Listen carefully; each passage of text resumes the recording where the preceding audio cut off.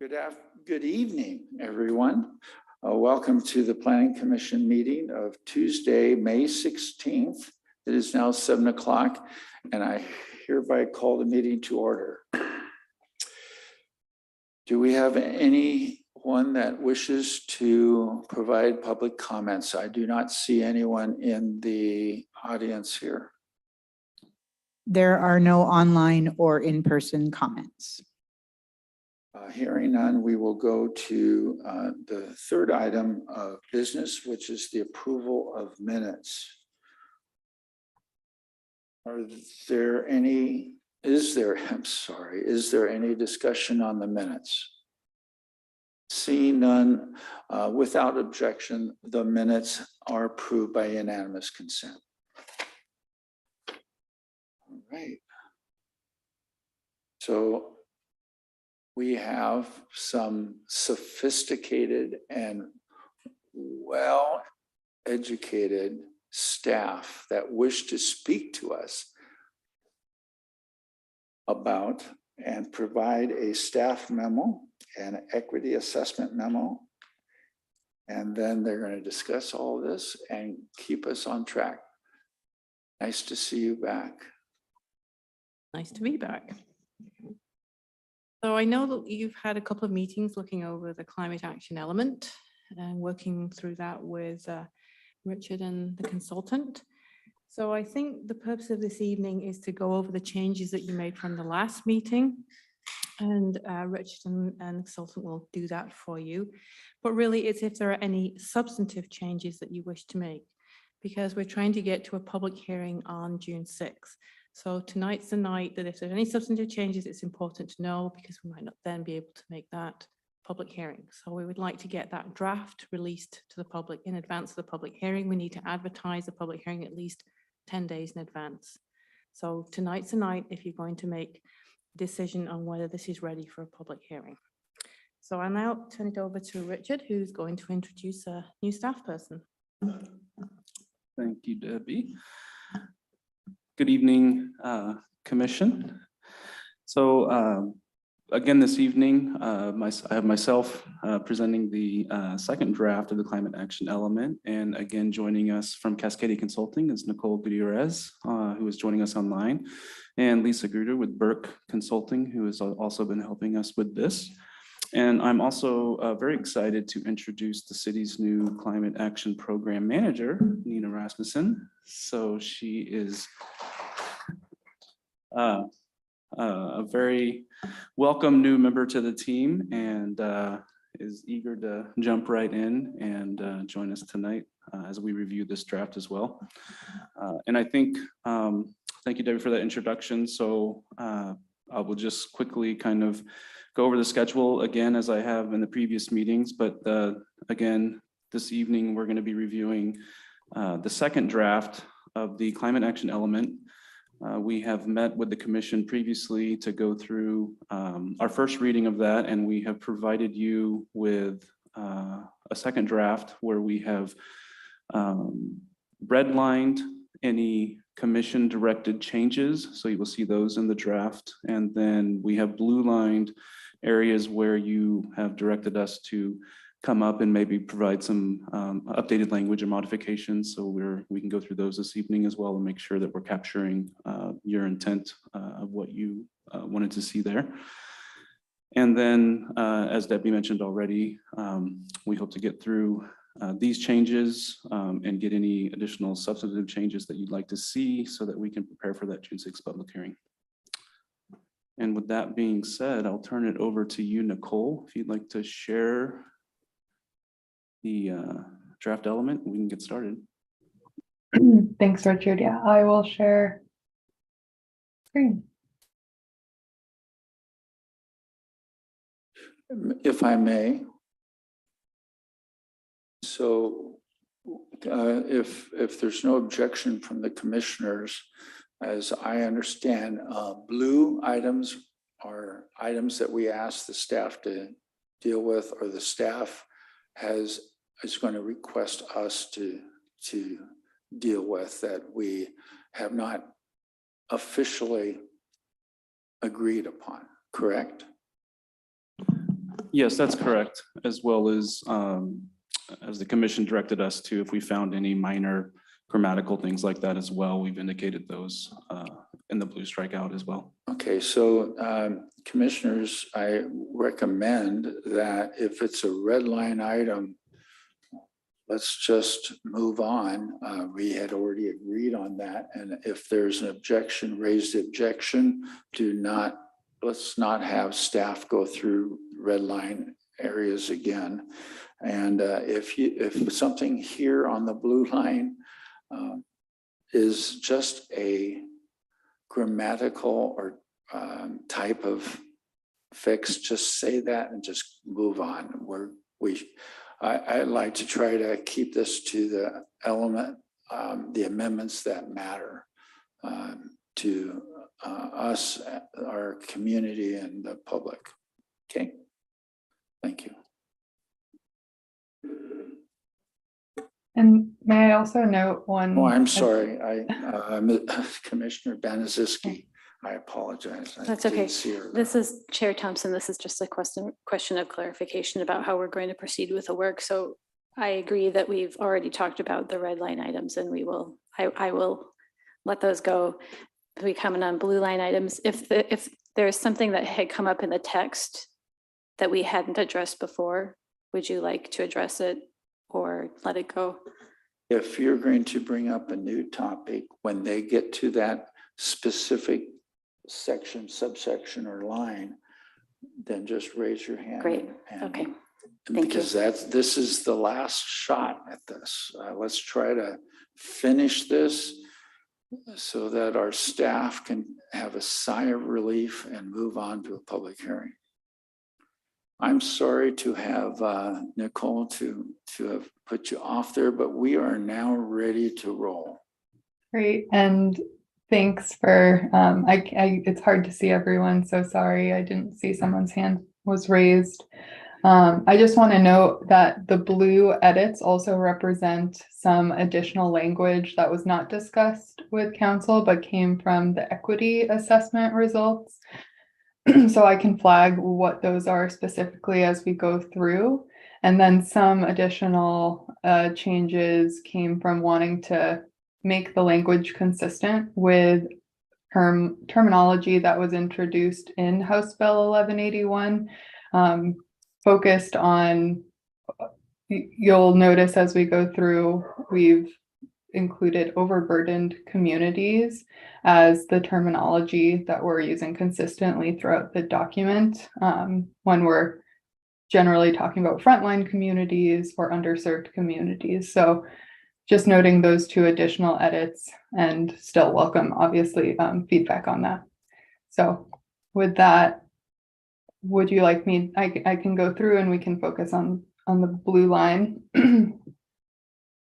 edits? Yeah, let's go ahead and move forward with Okay, that. great. So in the purpose, we had some discussion about just highlighting that education should also be a component that's included. So we added that. Is everyone okay with that? Okay. They're nodding yes, Nicole. Okay, again, I'm I'll try to sorry. make it bigger. Next time I'll say go ahead. Okay, I'm great. sorry. Great. And then this next section, Kenmore Action Plan, the blue line edits first address the conversation commissioners had about the timeline, the target timeline, and also providing a little bit more detail on what we meant by the latest climate science. Commissioner Benaziski.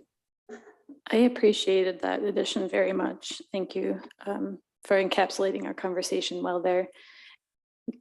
Can we be stronger about the timeline? Can we say it should be accelerated instead of maybe? So if possible, it should be accelerated.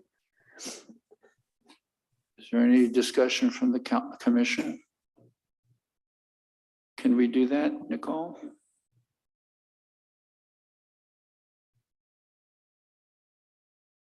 I agree with that. It's Commissioner Cadre. Thank you for that. Nicole, are we good on that? Yep, I'll zoom in a little Oh, bit there more. it is. Okay. I was looking at everybody else instead of looking at your data. Are you good with them? Okay, let's, if there's no further discussion, that's good. Let's move on. Great. With this section, we just wanted to make it more reflecting this has been adopted and passed as law, providing a little bit more background of what the legislation requires specifically. So just did some wordsmithing there. I do not see or hear any discussion, so let's move on. Great. There was no discussion on Vision 2050. So, and no changes. No changes or discussion on the CPPs. Going into existing conditions, greenhouse gas emissions inventory. Commissioners, rightfully so, I think, said these bullets weren't helpful as is, and to provide more context of the sectors represented in the emissions chart or figure. So this is an effort to provide more context in the sectors that are represented in this figure here. And trying to be clearer about the emissions breakdown, recognizing this is still a broader kind of take, but we'll be directing to the cap in the implementation section. So this isn't meant to be fully comprehensive, but provide helpful information of how it impacts or influences this climate element. Commissioner Banaszewski. I also really appreciated this section as well, how it's fleshed out. I am wondering in the first bullet point for buildings and energy, if we can add transition existing buildings to more efficient, clean and salmon friendly energy. My concern being that sometimes hydroelectric is carbon free, but not salmon friendly.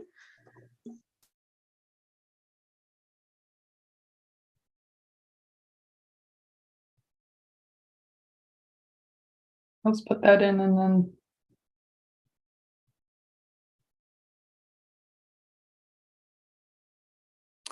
Are we good with that? Or is there any further discussion?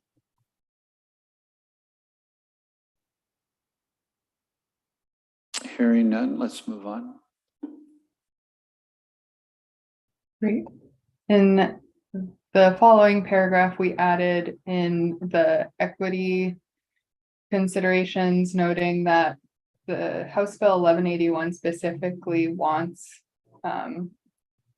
environmental justice to be incorporated and climate equity to be incorporated. So this kind of recognizes that.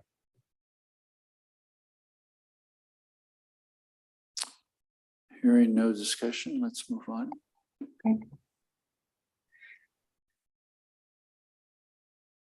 Okay, going on to the vulnerability assessment. So this aligns with the resiliency goals and policies. Like I mentioned in the beginning, we transitioned to using overburdened community groups because this was a term that was introduced and used throughout House Bill 1181.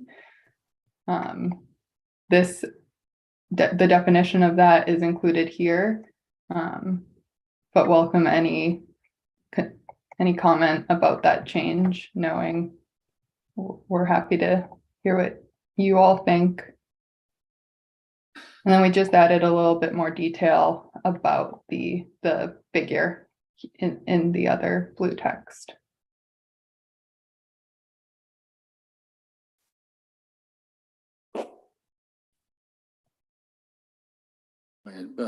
Commissioner Banaszewski.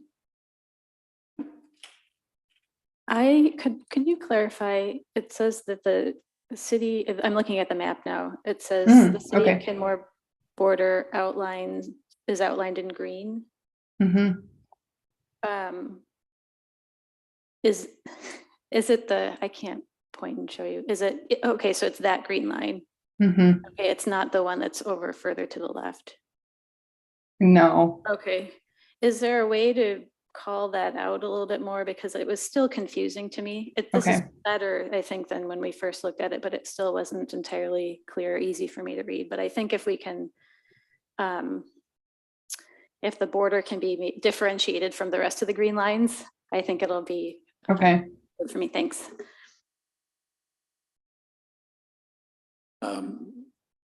Commissioner Utsis indicates he has the same comment.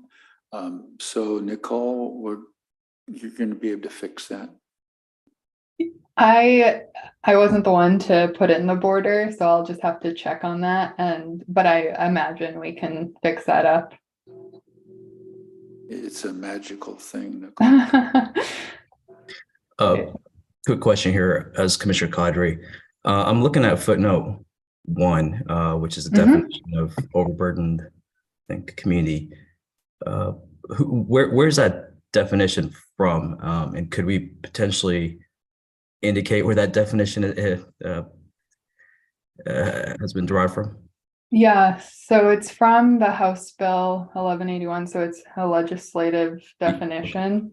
And I don't know off the top of my head how to properly cite that, but we can properly cite this. Okay, thank you. Seeing no further discussion, we'll move on to the next item. Great.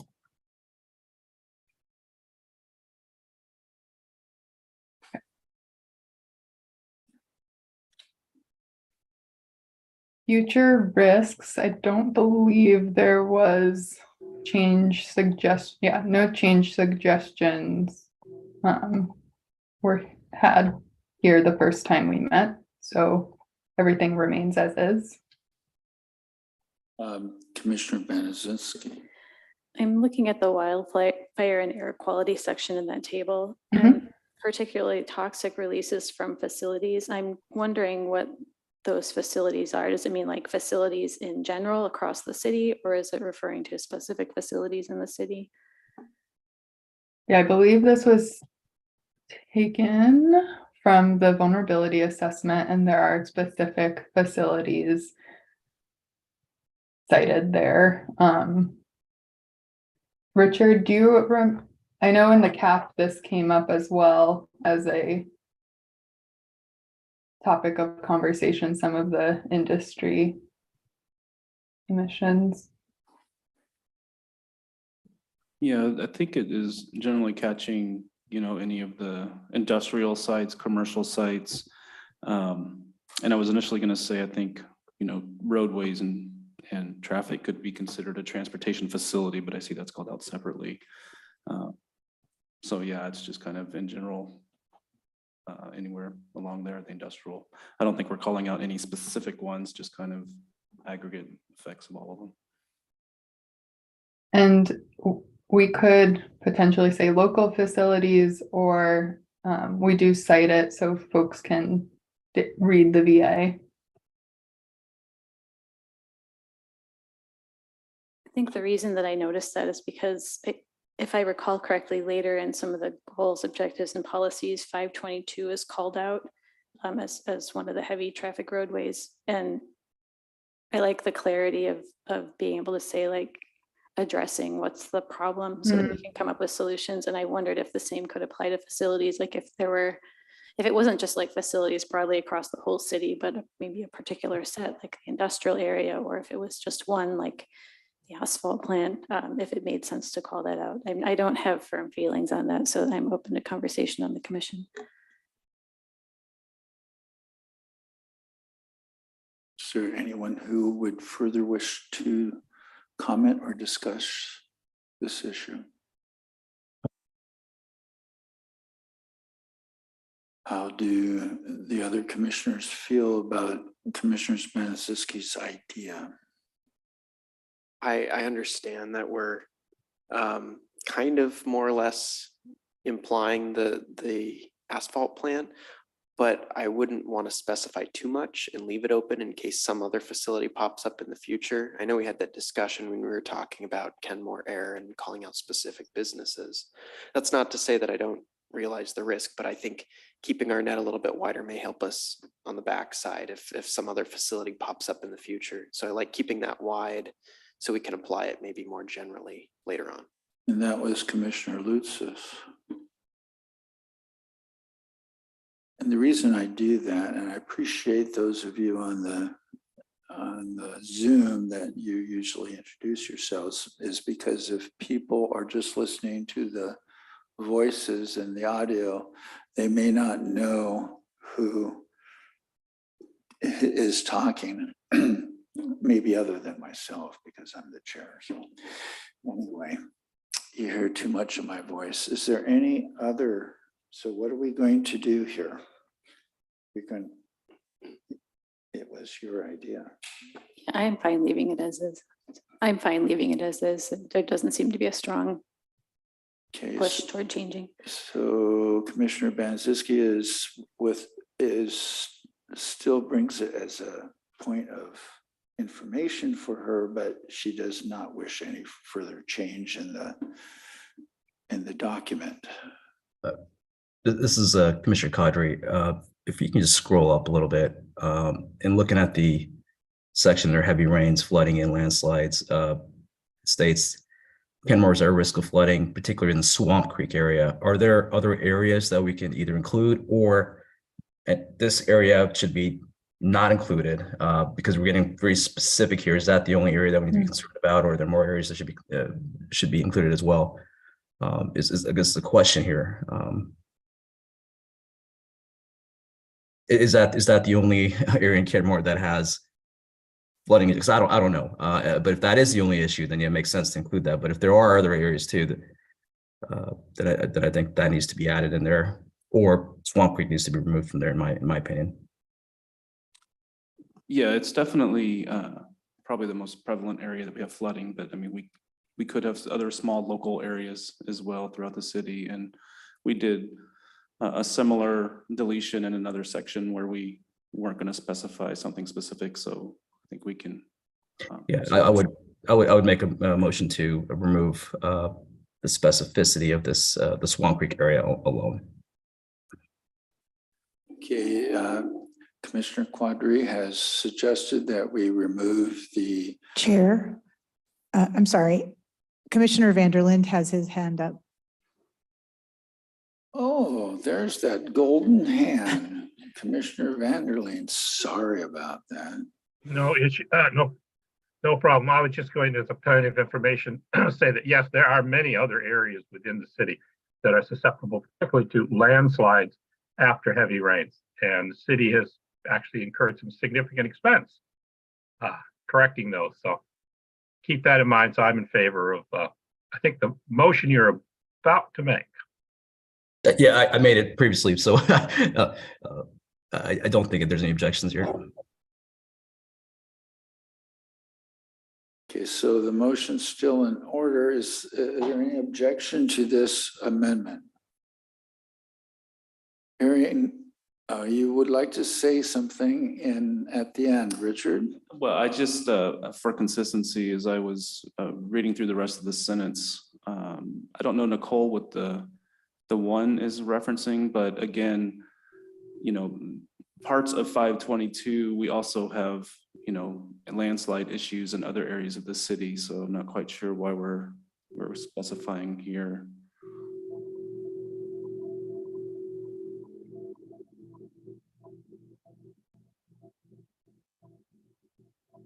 I would make a motion to include affecting all from heavy storms affecting all parts of Kenmore, as opposed to just.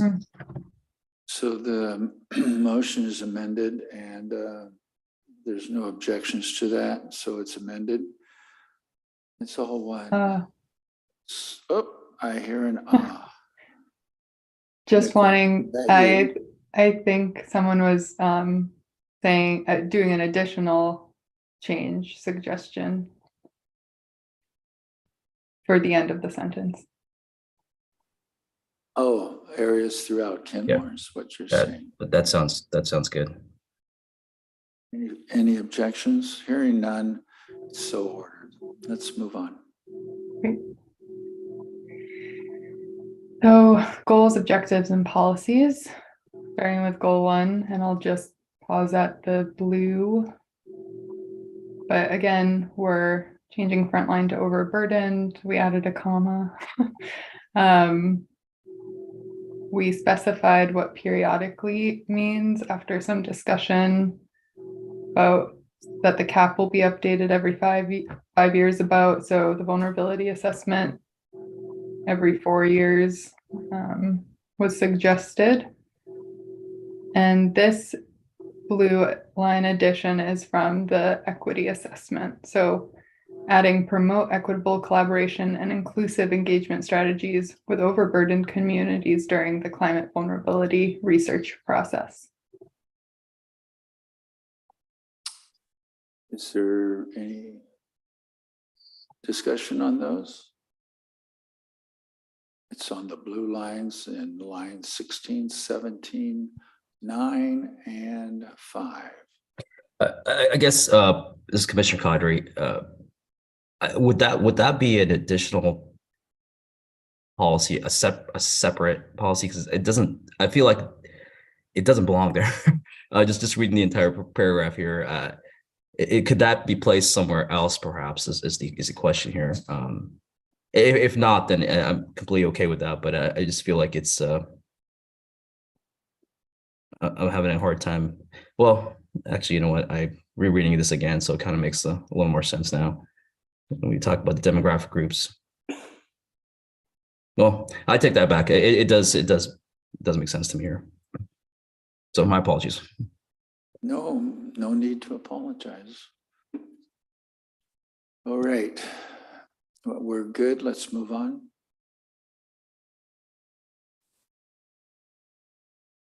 Goal 2.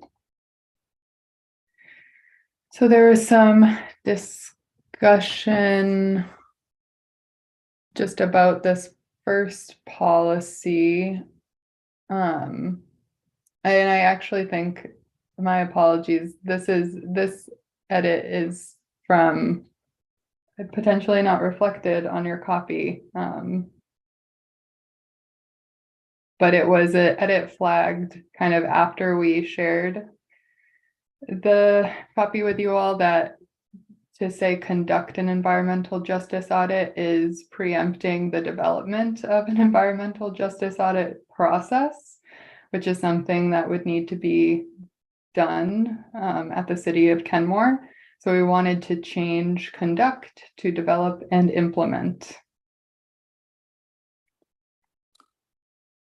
Is there any objection to the staff's edit? Okay. 33 and thereafter. Great. For this one, I believe there was some discussion about,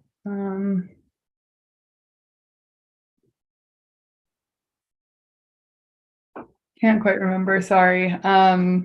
There might have been discussion on this one about just how this would be done and having more information about what this first sentence was trying to say.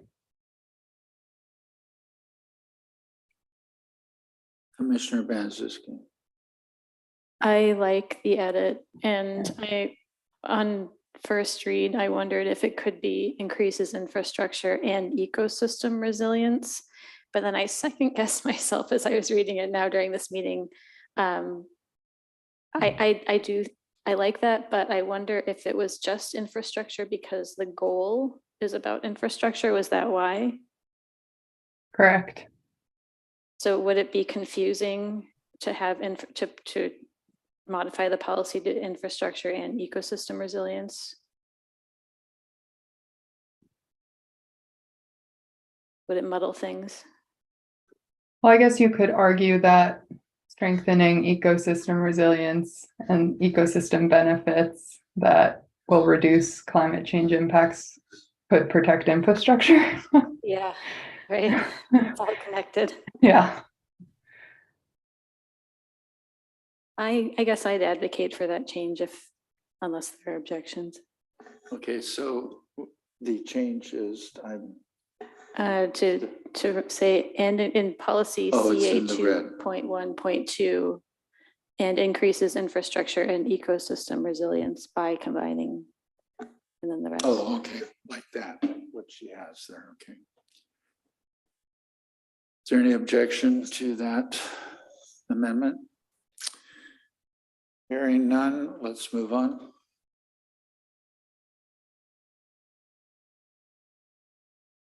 This is, again, just a term change, and we, there was a comment to connect policy 2.1.5 back to climate. So there's a reiteration of reducing climate-related displacement, which is another policy, but tying that into this policy as well. And increase access to city transit systems instead of saying particularly near transit. Yeah, that makes a lot more sense. Thank you for that. No further comments, then let's move on. No blue line edits and objective 2.2. For goal 3, are we ready to move on to goal 3 then? Yes. Okay. For goal 3, we added, we missed element, so we added that. And then for objective 3.2, because there was highlighted that safety should be incorporated, we added this second sentence to the first policy for 3.2. Okay, let's go ahead and move on. Okay.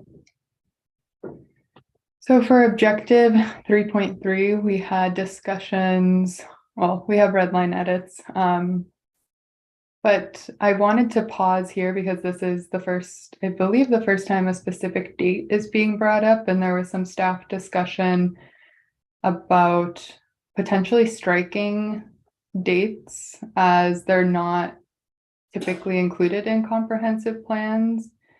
And I might pass this off to Richard or Debbie to say a bit more. Richard's throwing it to me, which is fine. So I think the problem of having different dates gets confusing because you have to figure out where are these dates coming from. The comprehensive plan is a 20-year plan to 2044. That is the outside date.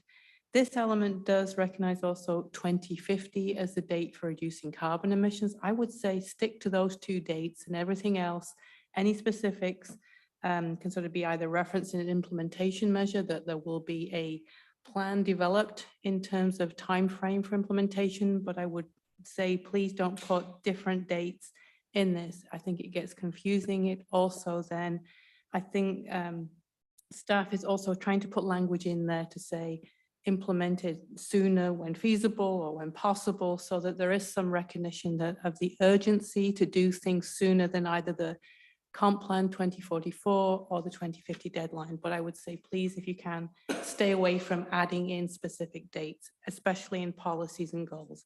That's typically not where you would put a specific date. Okay, Does that so answer the question or the comment? Yes. on behalf of the commission, so I was slightly confused with what you said. Now, did you say that we may use 2044 and 2050, or you would prefer not even those? I don't think you need to say those because the comp plan is 2044. That is referenced earlier. I don't think you need to keep repeating that date. I would say stay away from specific dates in goals, objectives, and policies as a general rule. Any dates is what you're advising us, correct? I am. Okay, Yes, thank and you. I said, the other point I tried to make is that staff recognizes the commission's concern about trying to do things or speed up the implementation timeline when feasible, practical. So that language has been recognized and included, and in the implementation measures, that's where you can kind of reference, a time frame for developing this. Implementation measures will recognize the time frame, but not in the goals, objectives, and policies. Okay. Does that help? Commissioner Lutzis? I was just going to clarify that you were recommending moving the dates to the I would implementation say measures. I don't think you need to put any dates. I would say take out dates in goals, objectives, and policies. I'm sorry, I thought I had just heard that you said that dates belong more in implementation measures. They do. Okay. They do, but That's- again, yeah. typically you don't get into something as specific dates. It's an implementation. Implementation will be something like a plan will be developed, something will be reviewed, something will be monitored. They're actions, but they're typically not given specific dates. Okay, thank you. I'm sorry for probably adding more to the confusion. Maybe I should have let Richard answer that one. So what is staff's recommendation about this by 2044? I think that we can still, if we understand the intent of the commission, is we want to capture that there is some urgency to do this as soon as possible. So I would, I think we can still capture that. And then as a policy, when we're developing our implementation actions, we're operating under this policy that it needs to be as urgent as possible. And then that would be implemented in that action. Commissioner Wyckoff? I just wanted to bring up, since we're on the topic, dates are one of my favorite foods. All right, Commissioner Lutzis, are you going to second that? I think that's Well, points yeah. for dad jokes tonight. My question is to staff then, would it be easier to take out the dates and just say as soon as feasible or something like that? Yes, so I think what we're trying to say is in the next iteration, we'll be taking out references to dates and putting in language to recognize the need for urgency. Okay. So let's do this deal right now. Is there any objection to doing as Ms. Bent has suggested in the entire document? Hearing none, it's done. Great. So I think we'll replace the dates just saying as soon as feasible when dates are mentioned. Golf course, it's very important. You know, we're going to put a parentheses and say Wyrick's golf carts available at, no, I'm just kidding. Okay. I'm sure Commissioner Wyrick appreciates his notable thing. And when we present this to the council, I will make a certain specific specification to golf carts. Commissioner Wyckoff, so be ready.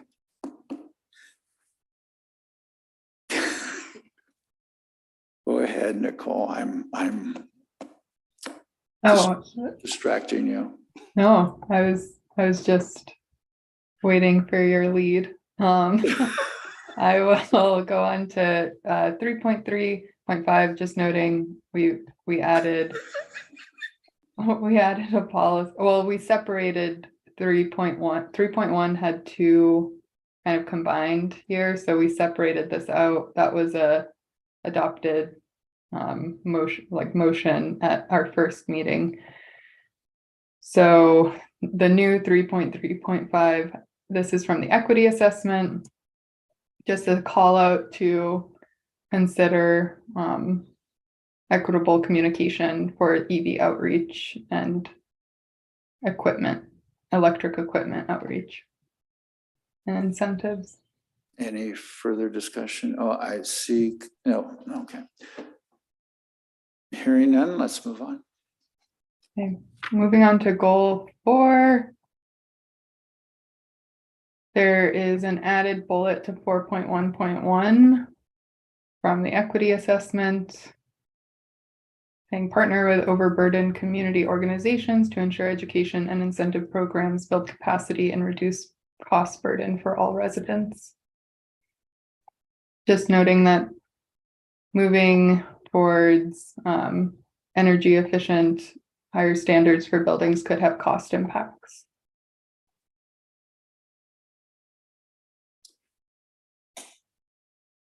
Commissioner Bezinski.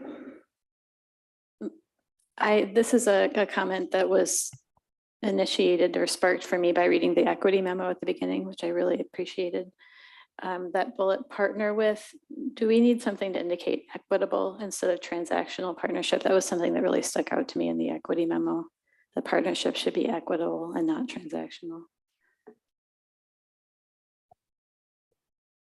Partner equitably with overburdened community organizations, or create equitable partnerships with overburdened community organizations.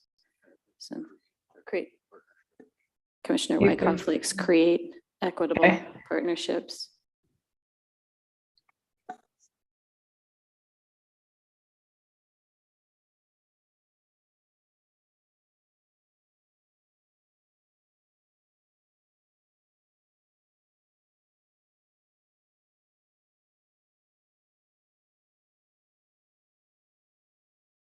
So, okay, I have an item. For some reason, I have this whole line 13, 14, and 15 with the term overburdened community organizations. That's an overburden is an interesting word to use there when we haven't really, where have we discussed overburdened in this whole, in that context of community organizations?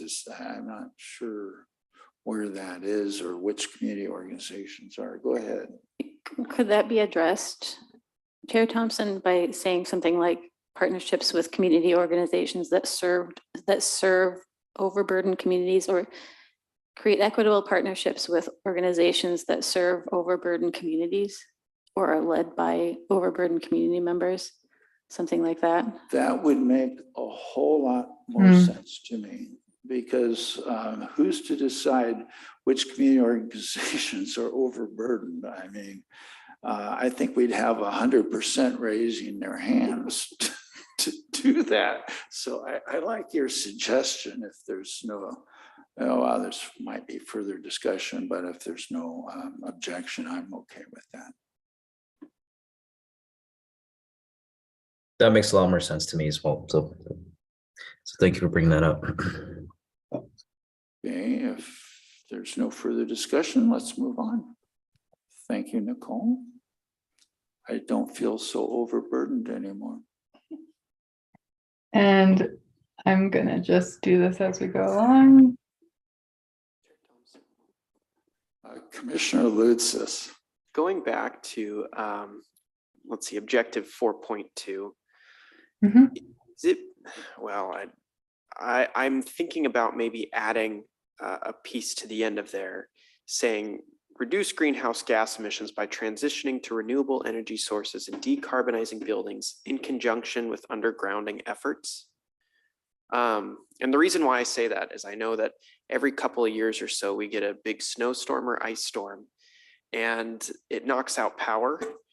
I know for my family specifically, growing up, we used to lose our power all the time, and we still had above ground electric connections. But once that was undergrounded, our power going out was far less. And so my thought process here is going to our more vulnerable communities in the city. And if the electricity were to go out, I think just that push in conjunction with removing gas from buildings and decarbonizing buildings, I think that makes more sense to me, while still seeing the need for decarbonizing, but also being aware of we don't want to leave our residents in a precarious position. So I guess my motion would be to add on to the end of objective 4.2 in conjunction with undergrounding efforts. Oh, Yeah, I think understanding the intent of what you're looking for, I just wanted to add, I don't know if you want to consider looking ahead at goal 7, where we talk more about infrastructure resiliency. Is that might be more what you're talking about? I think it's, for me, I think it's important to address that when we talk about the decarbonizing process. I don't think we need to go into a whole policy in itself down below and save that for number 7. But in that statement, I think to me, it makes more sense to be aware that that is something that needs to be sort of in conjunction with is decarbonizing with undergrounding our electric infrastructure. Commissioner Banazinski. This is just continuing the conversation. I think, Nathan, I think I do understand your intent and I agree with you. And then kind of similar to Richard's question, I don't know if it belongs here rather than where it is, because I don't know that buildings that are being decarbonized probably already have electricity hookups. And so I don't know then if it makes sense to couple them like that. They do seem like separate projects to me. Does that make sense? I guess when I'm thinking about greenhouse gas emissions and specifically like gas hookups, if there is that transition in buildings, that when there is that transition from gas to electric, that transition should be done through undergrounding rather than just saying a typical electric hookup.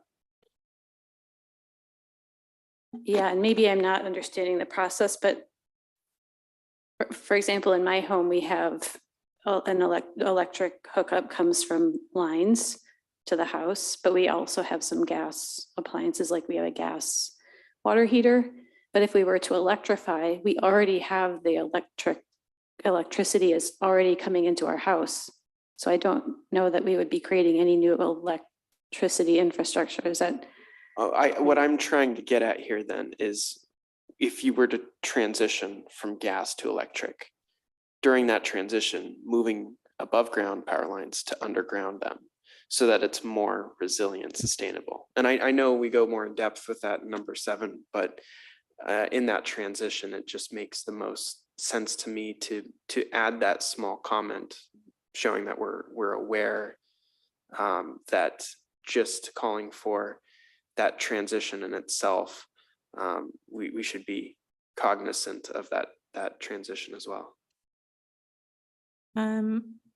Perhaps you could take a look at policy 7.1.4 to see if that is the intent of where you're trying to go with this, Commissioner Lutzis. I think I hear sort of a struggle from some of the commissioners about what your intent is to add it in that earlier section.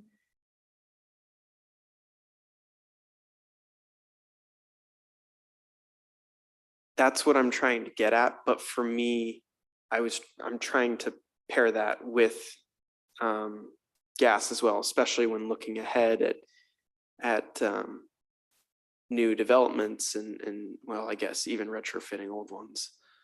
You know, if that's not agreeable with the rest of the commission, that's fine. But in my head, when it comes to decarbonizing a building and maybe retrofitting a building and moving away from gas, it's not just moving to electric right away or just general electric, but undergrounded electric. And then of course, going more in depth with objective 7.1. But for me, it didn't, just in my mind, how I thought about it when talking about transitioning to renewable energy, doing so in conjunction with undergrounding efforts. Commissioner Wyckoff. I'm in layman terms. I hear what you're saying, Commissioner Lutzis, but I think what Debbie's trying to clarify or speak to is that what you're talking about for get the utilities underground so that the ice storms quit making me read by candlelight, which I totally agree with. Good old Circuit 26, I live on it, but it is completely separate functions. So if Tracy decommissions her gas furnace and switches it out for an electric heat pump, the electric company won't actually be involved in that. It would just be a switch inside the house.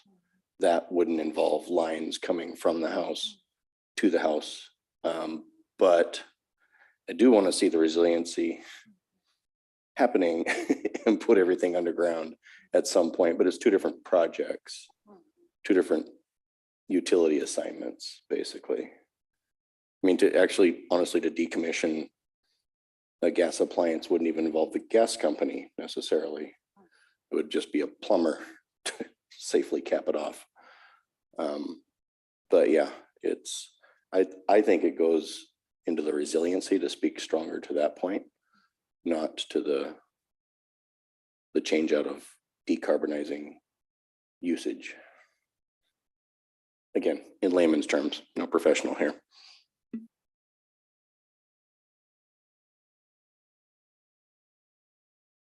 Any further discussion?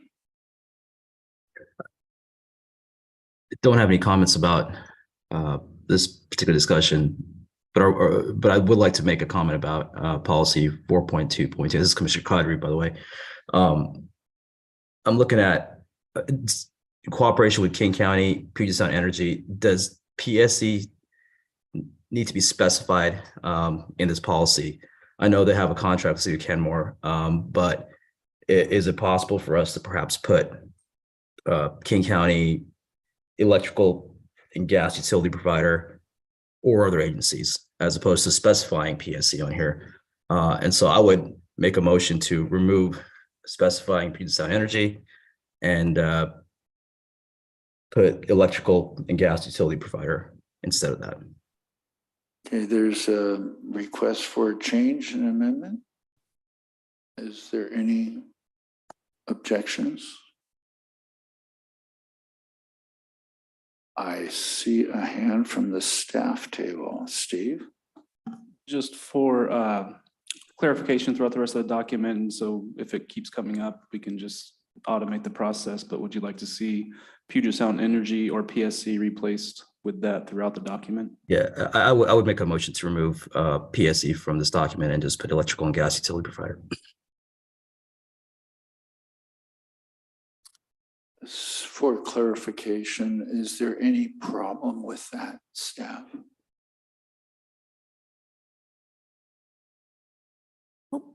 Wow, okay. So unless there's a problem with that on the commission, we're going to move on to the next item. I think we're still, Commissioner Banaziski. Yeah. This is just, I think I'm just catching something there in policy 4.2.2. It still says prioritized in underserved areas. And I'm wondering if that should be changed to overburdened communities for consistency. Yeah. Okay. And one of the, I was gonna mention more towards the end, but one of the next steps we want to do is a complete scrub with our editorial board, just for consistency's sake. Yeah. It's built into the process since the beginning of this project, but that's to come later this week. So I did notice that, and I was like, shoot, I missed it, but it would, yeah. We'll take those, and I didn't consistency see any will more, be but addressed. yeah, I didn't see any more, but somebody else should definitely look for those kinds Yes, of things. yeah. Okay, so as a matter of procedure, we heard what Nicole has offered to do, just to make sure there's clarity in the document. Is there any objection to that? And included in the suggestion that Nicole has made, that those changes that they make, which I would call administrative, would not need to come back to the commission. Is there any objection to that? So that's one less draft to bring back. So where is our next item? We have Commissioner Benazinski. This is on policy 4.2.4. And again, thinking back to the equity memo, I'm wondering if it would create a stronger equitable policy if we reference multifamily and low-income housing in here. I think I remember something about there being the potential for lower income families to be kind of left behind in when building standards become more green.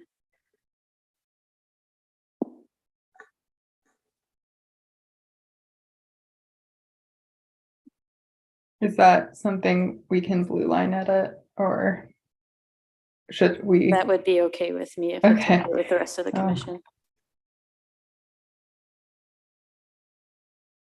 Are we good with that change? Everybody's nodding up and down. That's a And very good thing. Nicole, I'm just looking at your notes. I think Hmm. I think the equity memo said multifamily and low income housing. Oh, I okay. think I'd have to look back at it myself.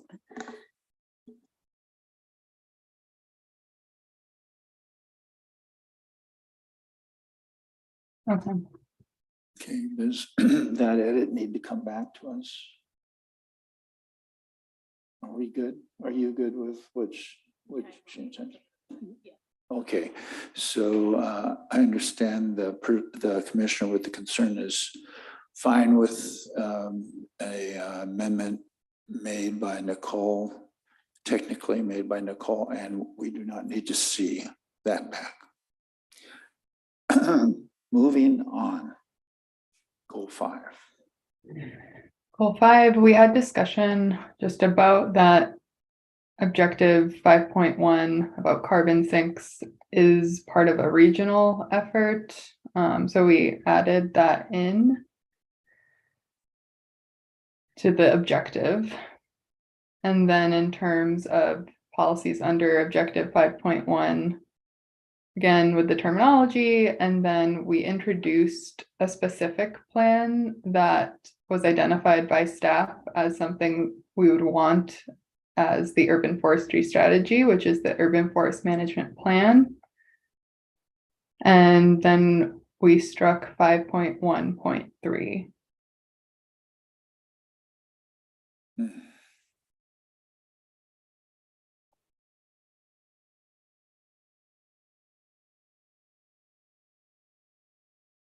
Oh, there you are.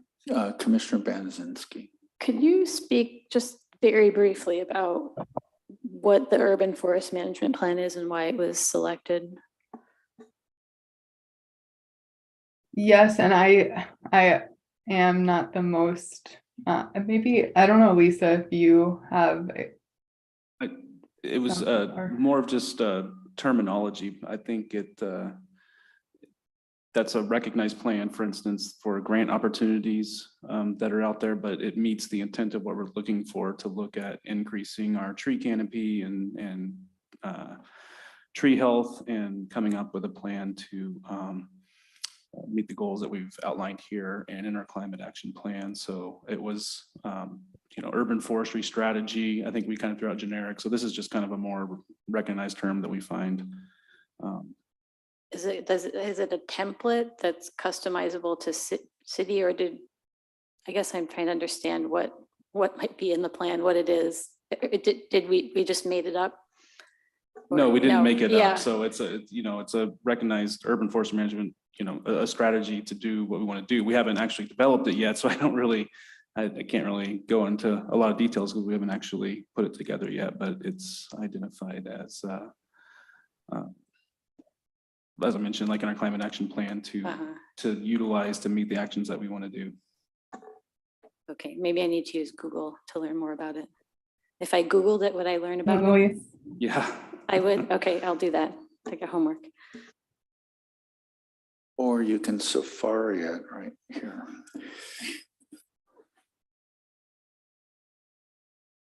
All right, is there any further discussion on the deletion of 5.1.3? So are we good where we're at on this? All right, so let's move on to goal 6. Okay. So for goal 6, we didn't, this was discussed, this change was discussed amongst the commission, but we didn't redline it. It wasn't, I think we refined some of the language, but noted that prevent is all encompassing and it should be changed. So that's that change. And then for 6.13, we wanted to offer some examples of what we meant by educational campaigns. And there was a couple shifts here. So what was 6.1.6 was kind of brought into 6.1.4. There was discussion that the two were saying similar things. And then we replaced 6.1.6 with an additional policy that was recommended to mandate composting in city facilities.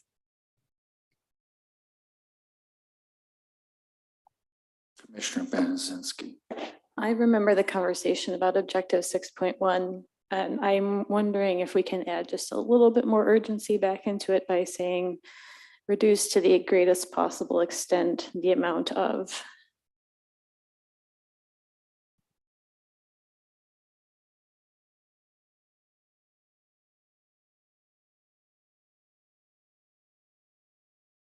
Commissioner Wykoff. Is this also where we had the conversation about the weekly recycle, or did we put that somewhere else? Or did we leave that out to let someone else deal with that? I don't remember. In reading these paragraphs, I don't really see where that fits. I'm just wondering if we can, we've got the food waste in there. We have the multifamily thing in there. Is there a way to just get it increased so that in the effort to reduce landfill, recycling would match or exceed solid waste pickup? I don't know. I don't see a way to call out a particular vendor to the city in here, so I just don't remember where we left that specifically, or I could read. Pull this back from.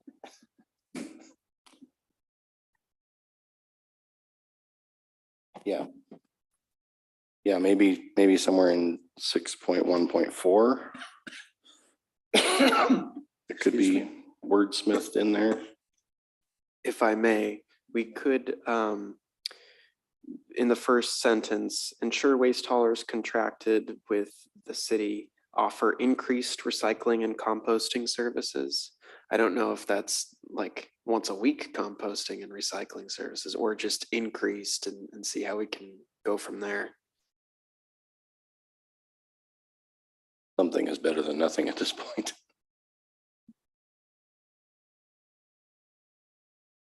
Commissioner Benincinski. Also in that same policy, and I'm hearkening back again to the equity memo.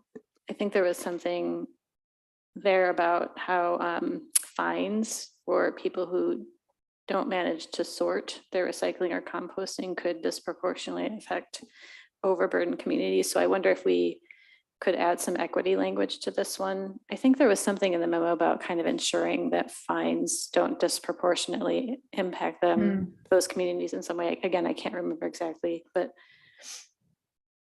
I had a note about equity there for that one.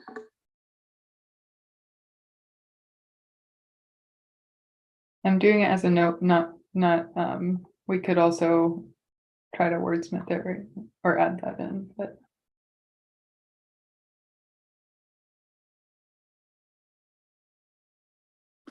Okay, so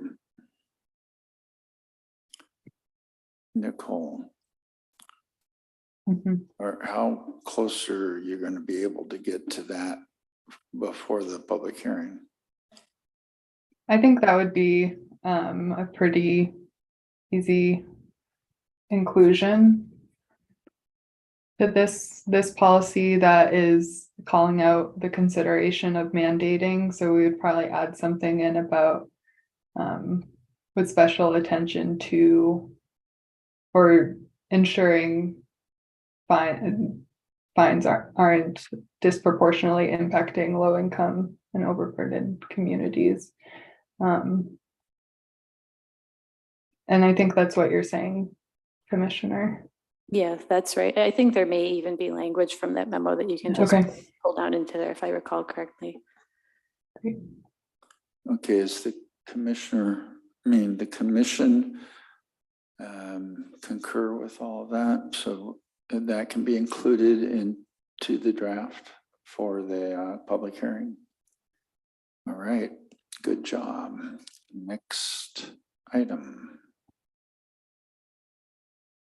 So 6.2, just noting, we'll change this to as soon as feasible. So that would be the change there. Yes.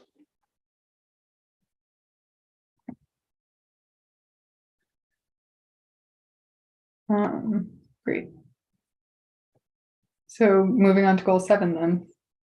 Correct. Oh, Commissioner Benzinski. I actually have a question about policy 6.1.6 before we move on. It references HB 1799. And I'm wondering if there's a way that we can very succinctly summarize what that is so that people don't have to go reference something else when they're reading this. Thank you. Yeah.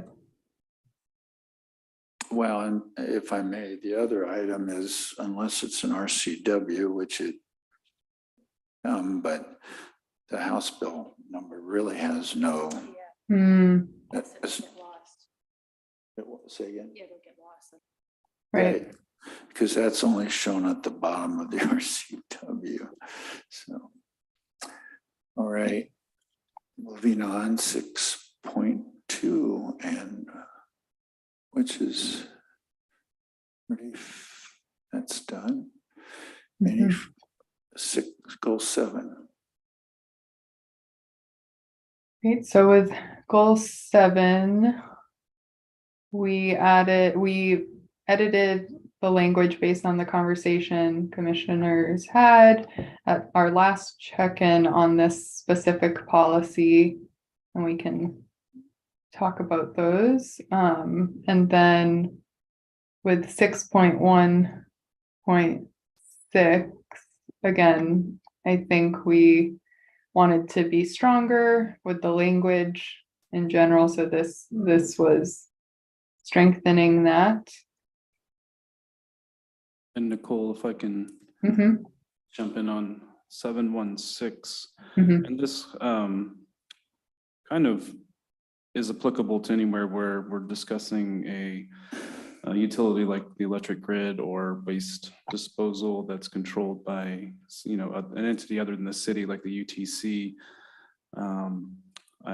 The city engineers department actually oversees our franchise utility agreements. And so this one I specifically talked about, and we can certainly use the word regulate, but I just want to make sure that you all understand that that might not necessarily mean what you hope it means.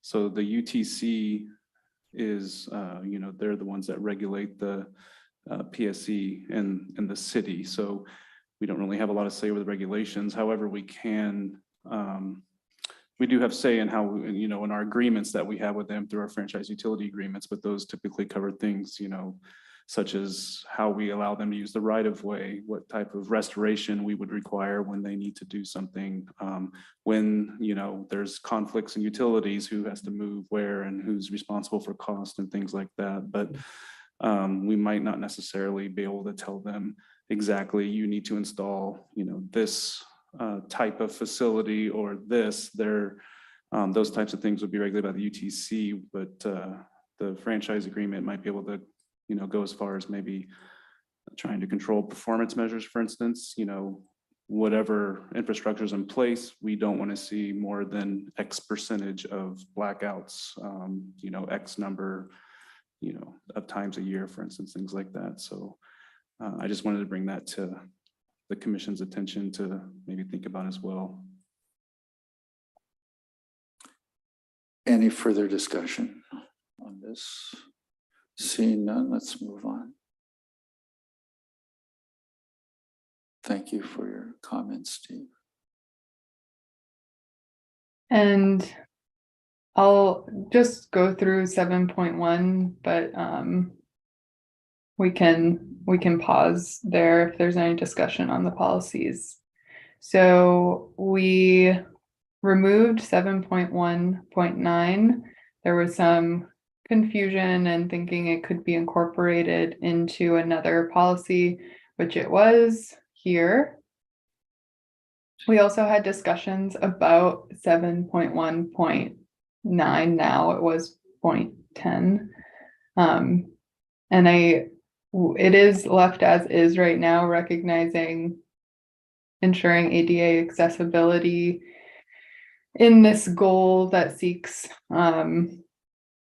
it's an emergency management kind of goal using the transportation system to ensure mobility. We're leaving it in right now, but welcome any further discussions. And those are all the changes for 7.1, the objective. Commissioner Benzinski. Was it left as is because there was no perceived need to change it, or because there was no consensus about how to change it, or what was the reasoning there? I think there was no direct recommendation on a change to it, and and I know staff, so Richard might be able to speak to this more, and Sammy isn't with us tonight, but I know she did some digging, but there could be an opportunity to maybe move it or combine it to another place if it still feels out of place. Yeah, I think, again, working with the city engineer, his one suggestion on that was to add the one, I think it's captured in the comment over there, by adding the, by making a more walkable community kind of in the middle of that, to see if that captures more of the intent. Right. And then I think if we added that, maybe we would maybe potentially move it to a earlier goal, but I think the reason or the thought of putting it here is it's ensuring public services are prepared for climate risks. So this talks about, working with or being consistent with the transportation element, making sure critical infrastructure is in place for travel if needed. And that's why it was put here. But if it is more of a general policy about making it more walkable community, we could potentially move it up to the goal that talks more about reducing greenhouse gas emissions from the transportation sector. Commissioner Benzinski. Yeah, the way it did jump out at me again on this read, and it does make the way that I made sense of it was by thinking, if we are implementing this policy, then we are creating a more walkable community for all, and which should help us reduce our carbon emissions if we can get people out walking instead of, or biking instead of in cars. That made sense to me in terms of how to tie it to the climate element. Otherwise, I think it still feels to me a little bit like floating, and I'm not as easily making the connection to this objective, but that just could be because I need more education. I'm open to that.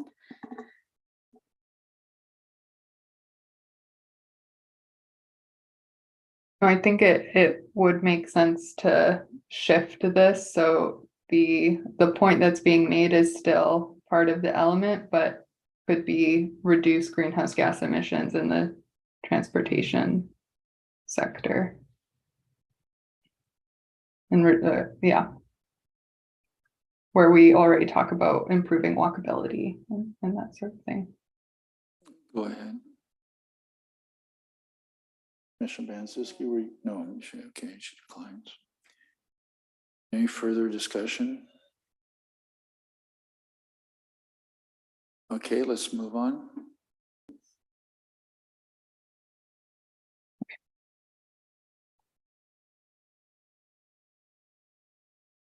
And then I think the only other thing, and Richard, I know you gave, you discussed this pretty at length, but we had flagged that maybe instead of regulate, we could say encourage or choose a different word, but we can also leave it as is. I don't know if you had a specific suggestion, Richard.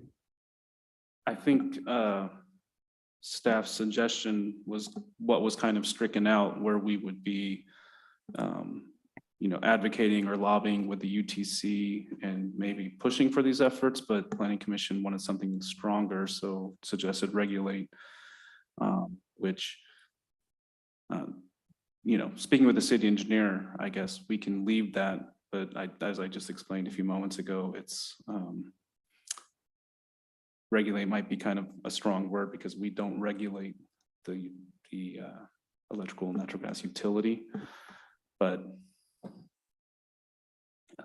I mean, we could do what we can do through our franchise utility agreements, which I guess you could kind of look at as regulation, but I just wanted to make that distinction clear if you have, so that you understand kind of, what we're capable of doing.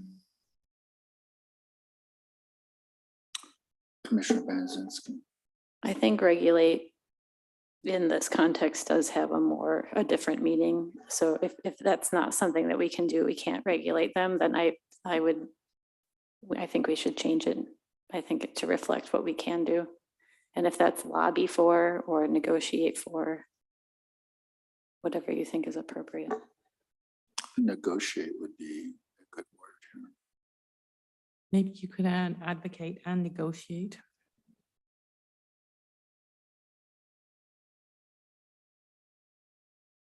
So it's going back to the original language, I guess, is what Richard is suggesting. And then if there's any changes from that.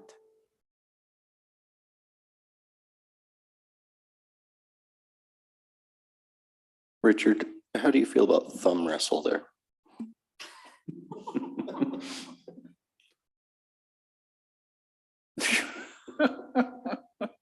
Which one of you? No, that should only be in there if we knew you could win. All right, do we have, Commissioner Lutzis. So I'm a little confused. We got rid of that one regulate, but then we say in the sentence that we added in through updated regulations for utilities and legislation.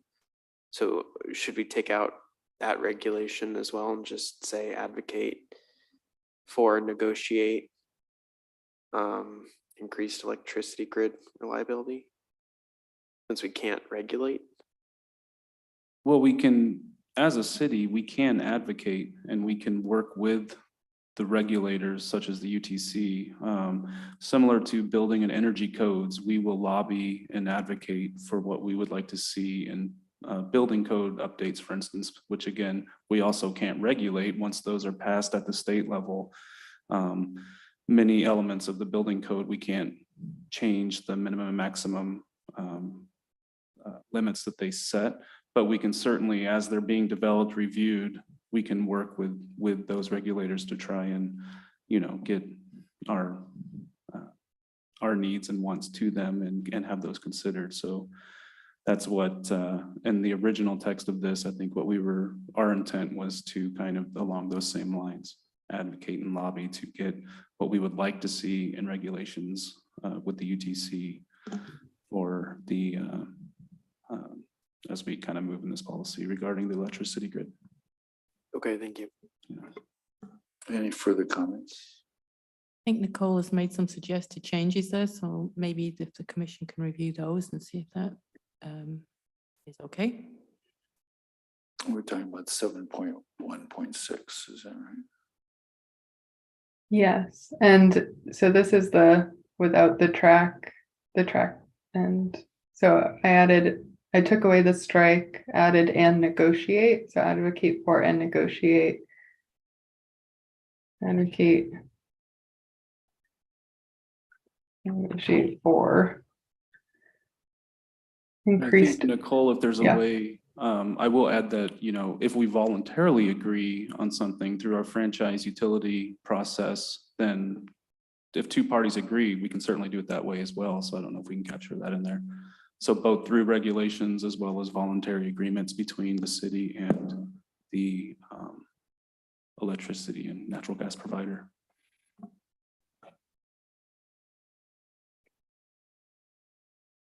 And that's where we may, you know, try and use incentives and things like that to negotiate what we'd like to see happen.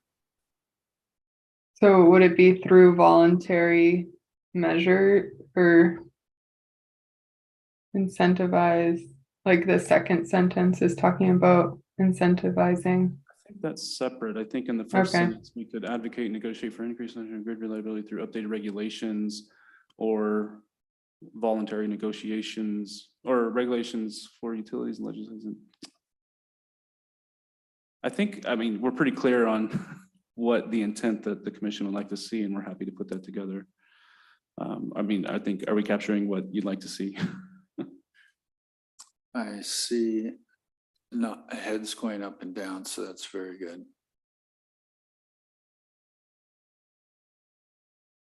So if there's no objection, we'll allow staff to wordsmith this and get it ready and to go to public hearing. No objections are heard, so let's move on.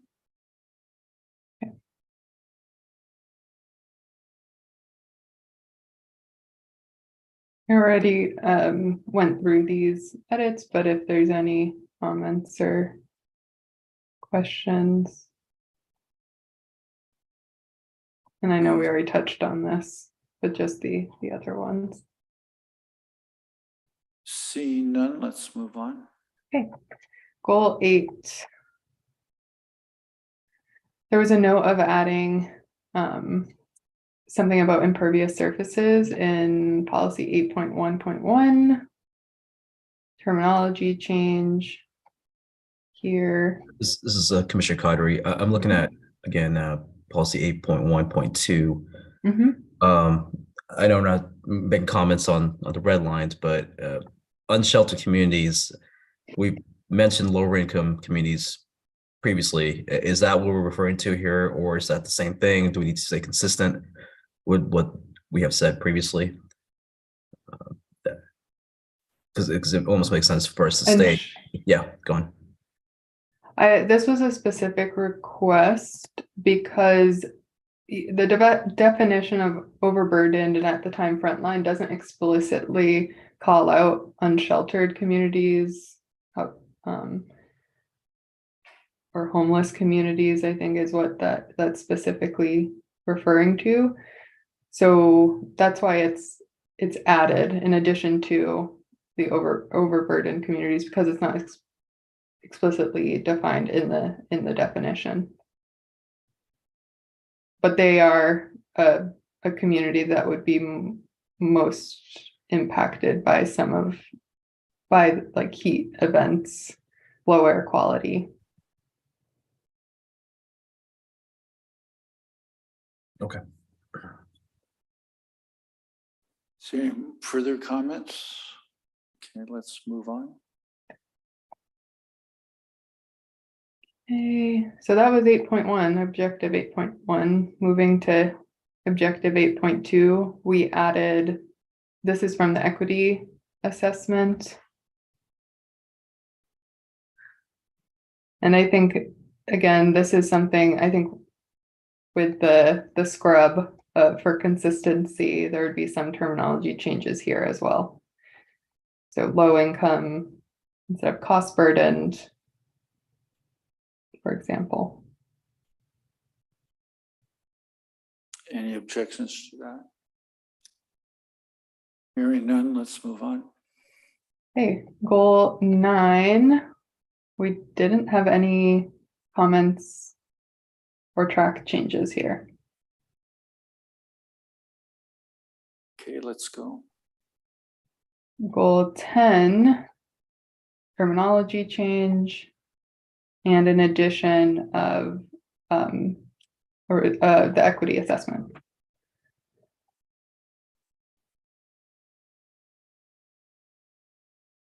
Any discussion?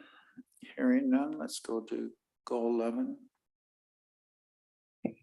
Goal 11, terminology change on this last policy. Seeing no discussion, we'll move on to the next goal. Goal 12, Commissioner Banczewski. I'm looking at policy 12.1.1.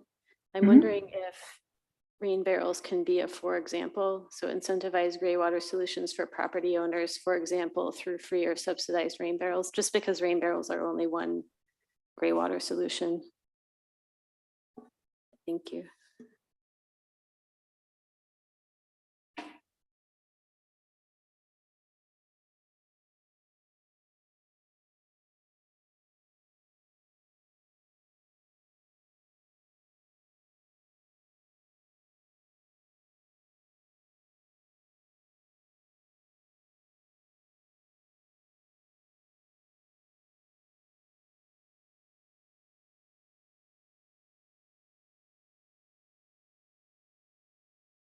did we want to confirm that change?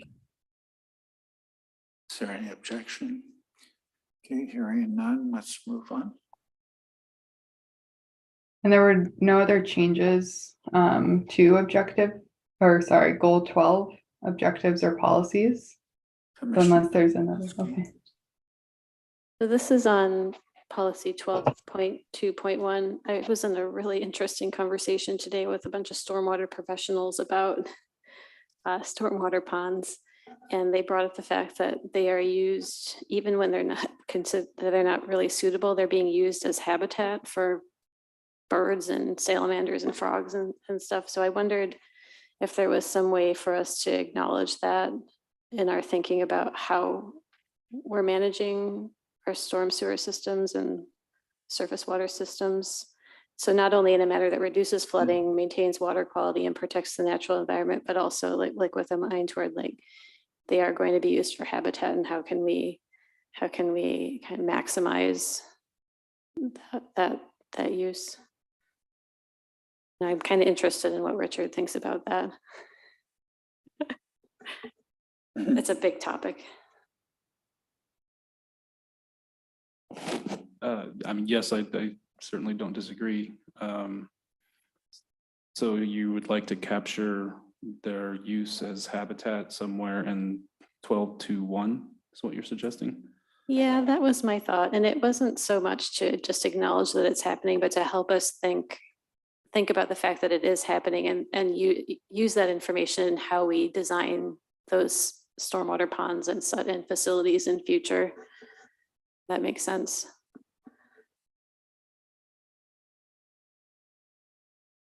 If you don't think that's the best place, I'm open to other suggestions. Commissioner Lutzis. Tracy, just to clarify, how do you make the connection between that addition and objectives 12.2, which it falls under?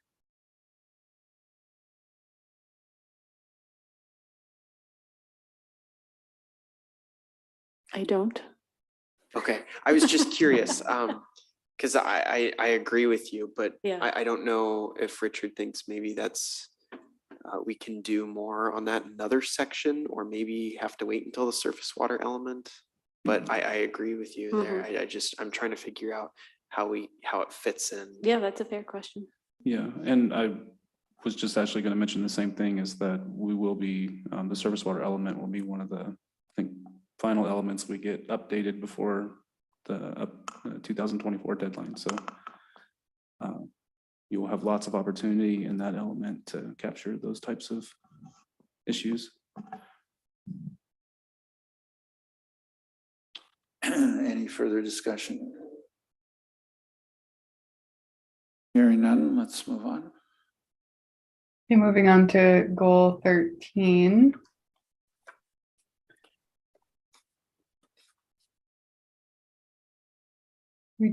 Okay, yeah, just wanting to be consistent, brought down that this should be considered in the urban forest management plan.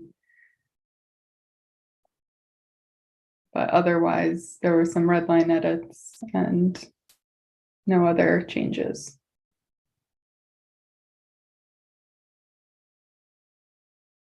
And there are lots of, with a quick Google search, lots of great examples online that cities who have developed some. So I'm happy to follow up more later. Okay, seeing that. Commissioner Banaziski wishes to discuss your Google search. Oh, yeah. This is a comment on 13.1.1. It says use best available climate science to identify and protect environmentally critical areas. Are we using only climate? Well, this is the climate element. Part of what I'm thinking of is the whole conversation that we had about best available science when we were talking about protecting Swamp Creek through the transportation oriented district. Which is just to say that what is best available science is a moving target. And I would love to see us start to think about that more nimbly and incorporate that thinking into our policy objectives and policies, even ahead of state mandates. I don't know if there's a way to capture that in this policy or not, or even if we're able to.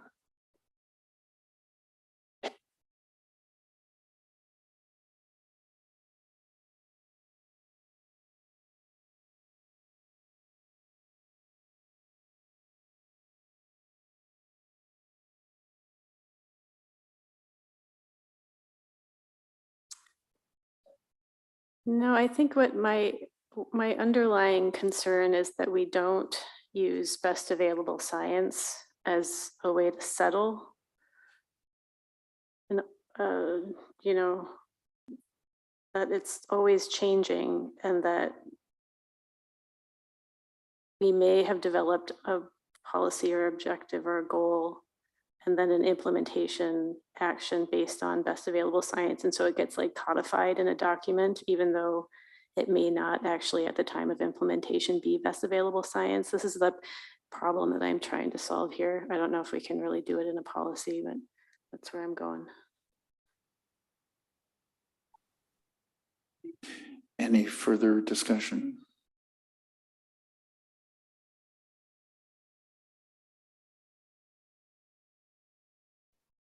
So you're wanting something more dynamically updatable.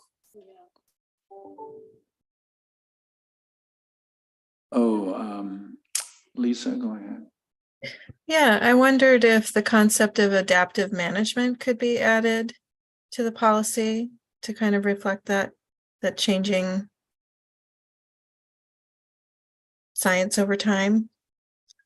I like that a lot. I don't know if that's if the planning department would like that.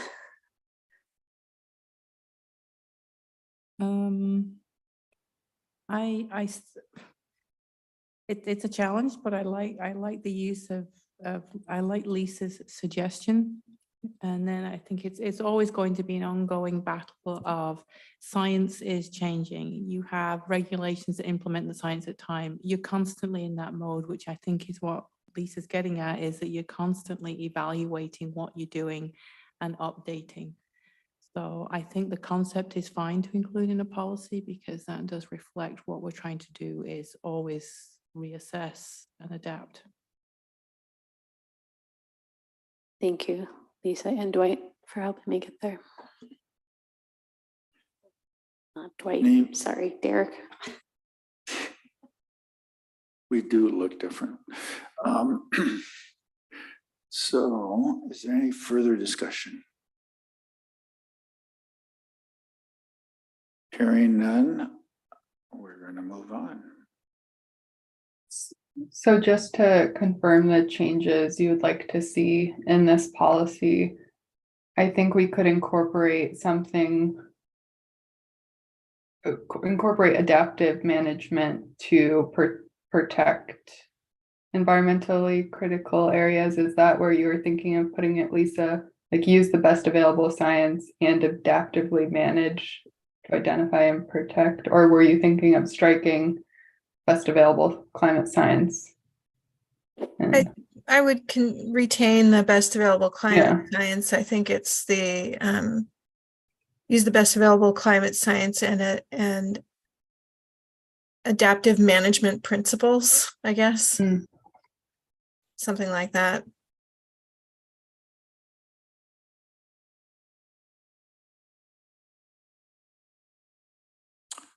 Okay, I see those heads shaking. It's all good. So now we're gonna, and we can just take that straight to the public hearing. Next. If there's no more questions on goal 13 policies, I'd move on to 14. Okay. So here we did some adjusting on policy CA 14.1.3. There was discussion around this policy about specifying the type of zoning to use as a way to protect floodplains and critical habitat. But we chose to more generally say you can use zoning as a tool without specifying if it's low density, high density, etc. So that's what this blue line edit reflects. And I'll just walk through all the changes and then we can go back. And then this is a terminology change. And then we added one policy under 14.1 for consideration on net ecological gain. Also bringing in the no net loss is already a standard that needs to be met.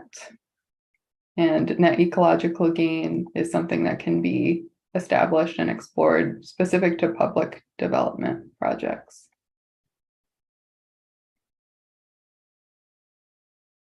Any discussion?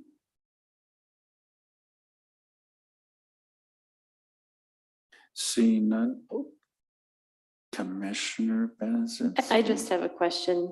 I know that the net ecological gain did not pass again in the legislature during the session. It's gonna pass someday, but I know they did.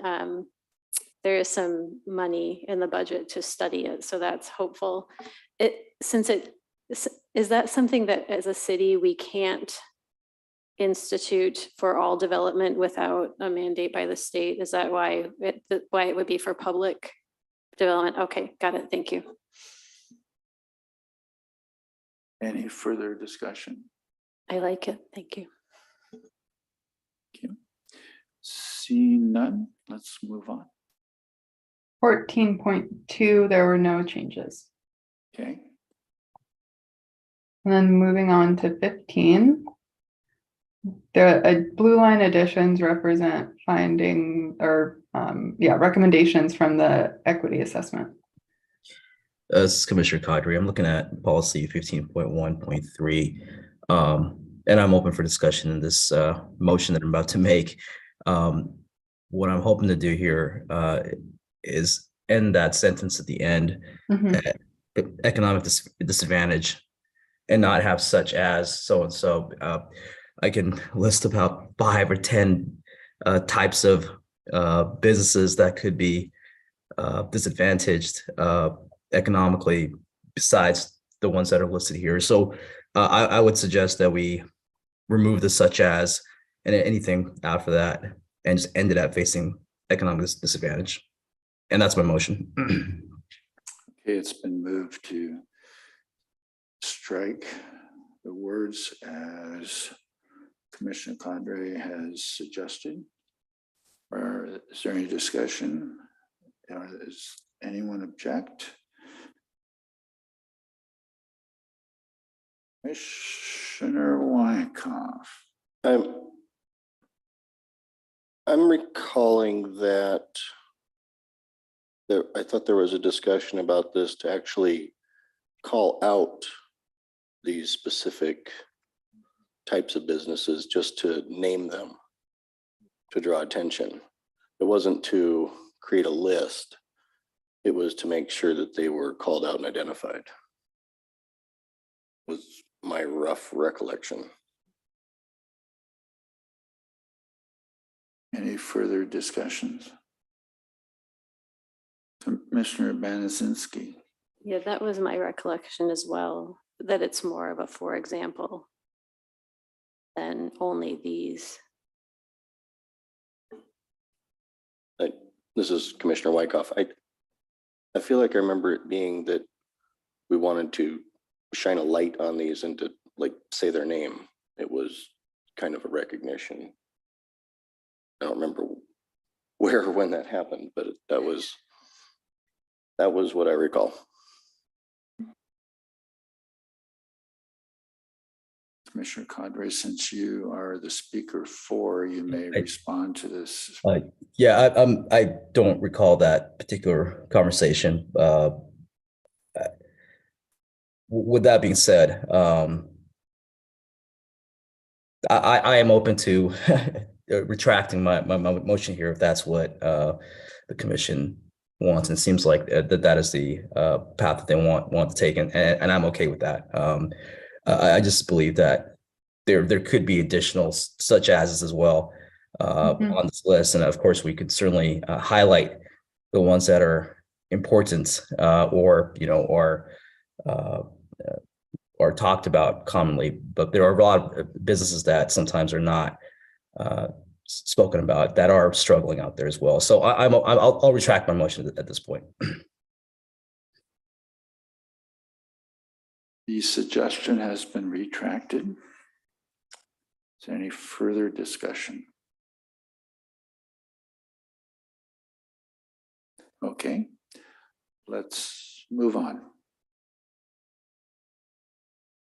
So there were no more changes, blue line or red line edits under goals and objectives, but we could move on to the implementation section. Sure, if we could. Yep. So we didn't do a lot of that last time, I don't. This is a new addition. This is the first draft. And is this the implementation going to public hearing too? Yes, it's all part of the element.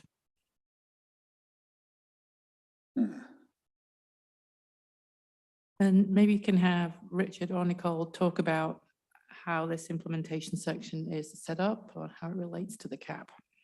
Richard, we would love to hear your words and wisdom at this point.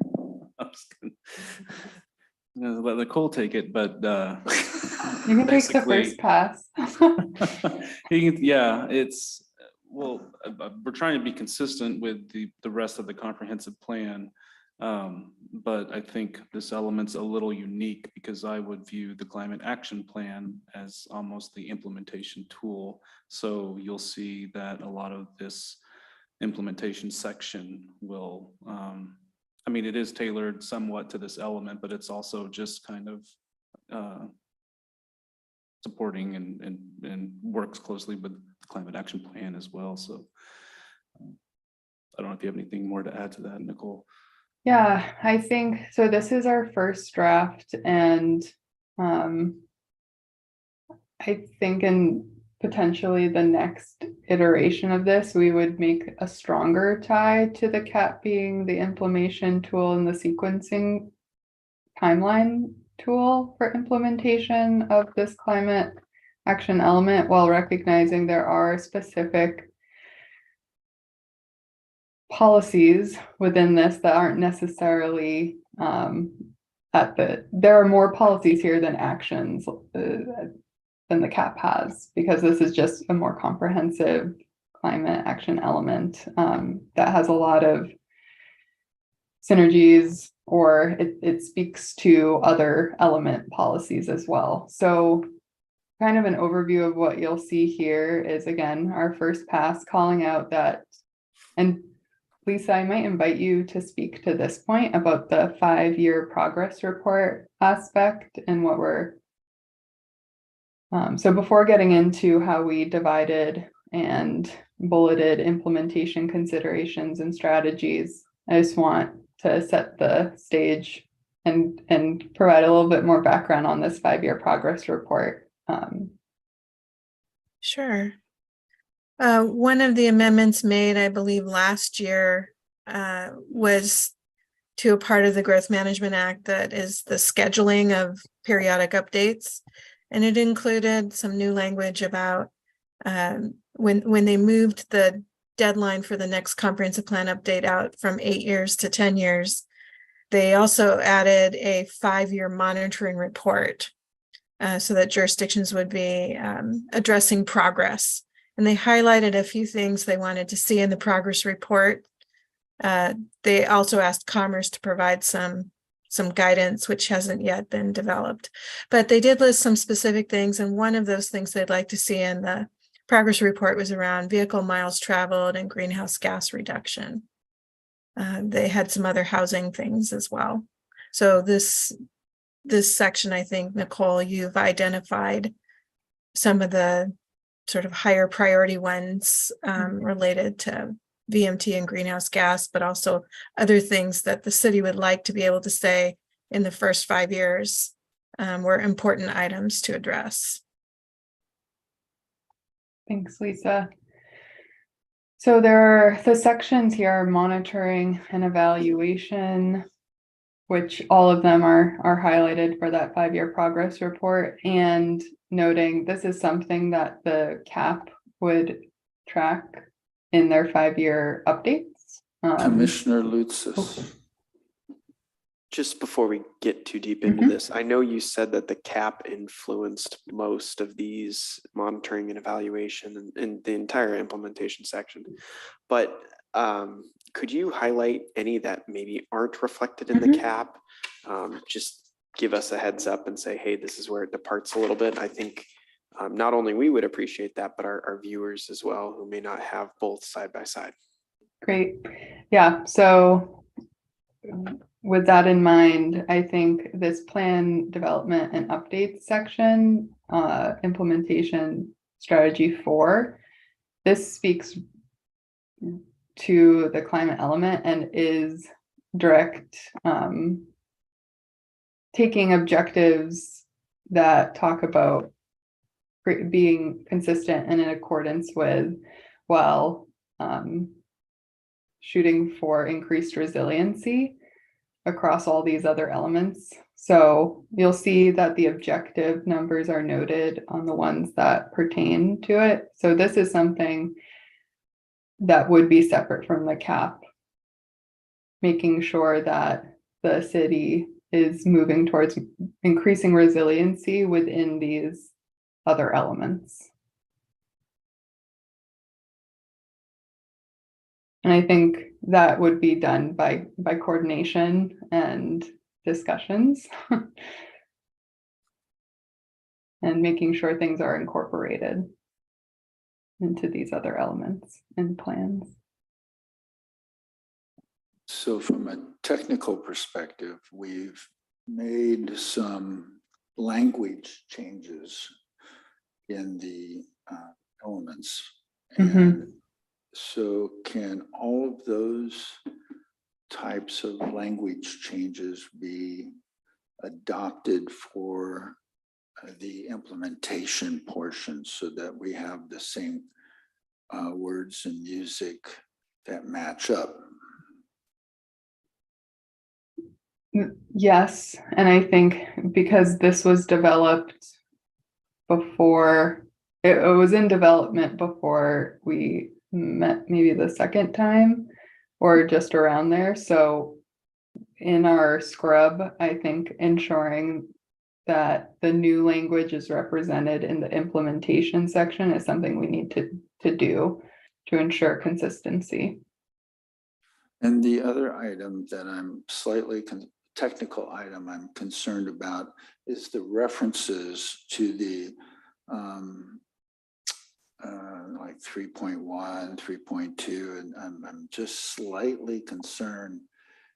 I would ask staff to double check all of that. Those are all consistently correct. I know that's a little bit of a job, but I'd hate for us to go to public hearing and somebody start saying, well, this doesn't match that and that doesn't match this. And, you know, I'm just trying to shortcut some of our citizens who would point those out to us very readily. So I would appreciate if staff would make sure that that is double checked before public hearing. Just make the changes so it's correct as best as you can.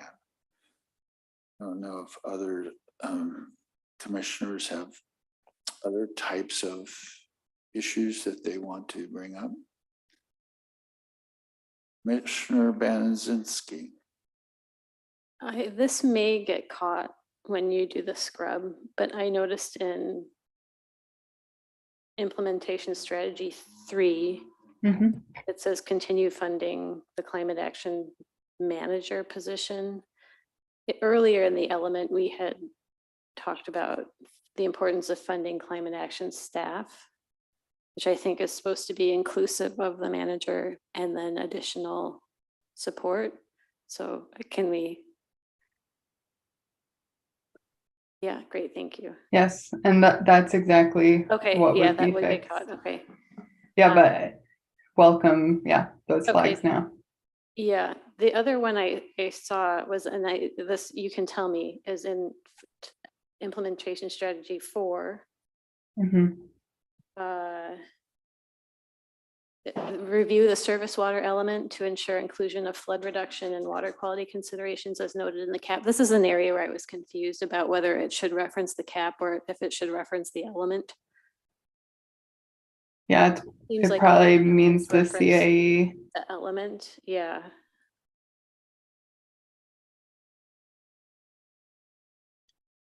And I'll double check that. Okay, yeah, I think it's a letter typo.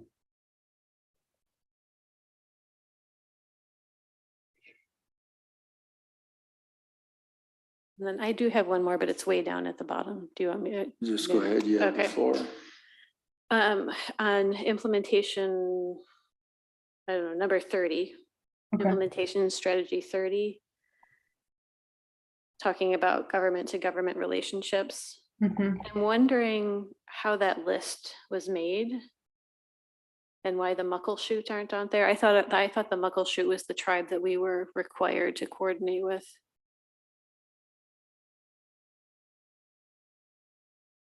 I can double check that. We were working, not just me. So I'll flag that and note that Muckleshoot is probably the most should be called out here. That's true. Yeah. And then also, this is a thorny issue, but the Duwamish do not have federal recognition. And so I understand that we can't engage them as a nation. Is that right? I believe that's correct, but that's, I would have to double check that. Yeah, because I'm pretty sure that's at least in the city of Seattle, they actually will not engage in nation to nation interactions with the Duwamish. So I just wonder about including them in the list. I do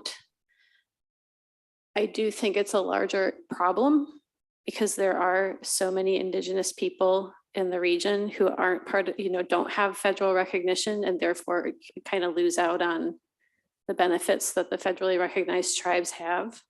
Don't know how that's relevant here, but I want to acknowledge that because it's a reality, but I also don't want to erase the Duwamish or other folks who don't have federal recognition.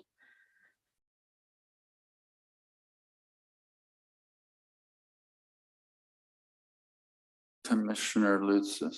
Although we can't engage in government to government relationships, can we still engage in consultation with the Duwamish tribe? It's not like an official government to government relationship. I don't know. I don't know what the rules are around this. I would say one way we could either take out specific references or clarify how we can have negotiations with federally recognized tribes and not others. So I would say we either clarify that or just establish government to government relationships with tribes. We say federally recognized tribes or all tribes. I don't know the correct way to reference. Could we suggest, is this something we could quickly ask the city attorney what his or her best idea would be for this? I don't know if it's a city attorney. There's probably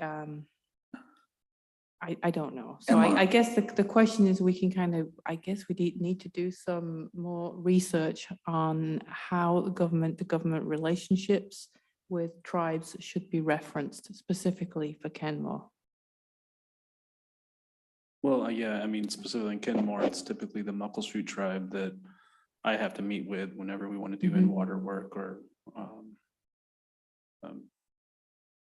but yeah, we can double check. So, I mean, back to the point that we definitely need to include Muckleshoot tribe in there, and then we'll figure out what other appropriate tribes we should list. Commissioner Lutzis. I didn't have any comment. Oh, you had your hand up there.